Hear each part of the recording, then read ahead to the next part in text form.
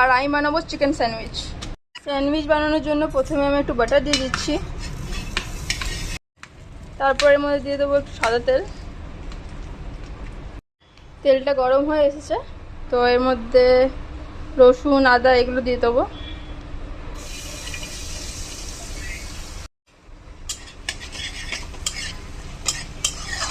রসুনটা একটু ভাজা ভাজা হয়ে গেছে, 2-3 মিনিট ভাজলেই গাদা। তারপর এর মধ্যে আমি দিয়ে দেবো পেঁয়াজ।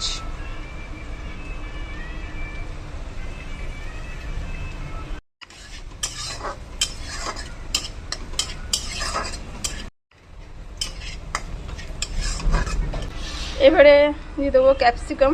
এর মধ্যে 3টে কালারের ক্যাপসিকাম আছে।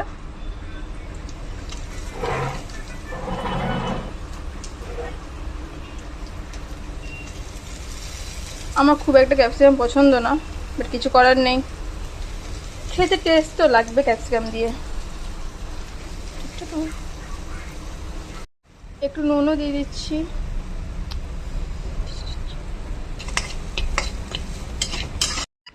এবারে দেবো চিকেন।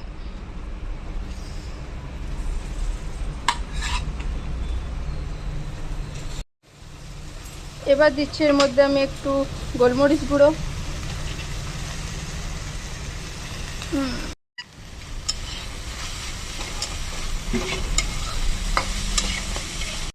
এর মধ্যে একটু দিচ্ছি চিলি সস, আর দেবো সয়া সস।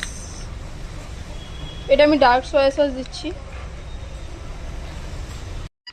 আর আমি দিয়েছি টমেটো সস। ব্যাস, এভাবে আমার ভেতরে স্টাফিংটা রেডি হয়ে গেছে। এবার শুধু ব্রেডের মধ্যে ঢোকাতে হবে, শিখতে হবে, ব্যাস শেষ।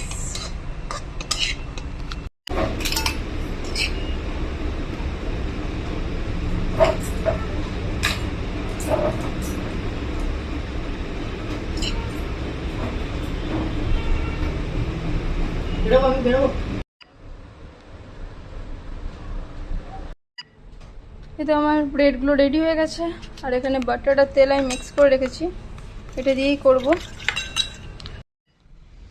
Sandwich ready.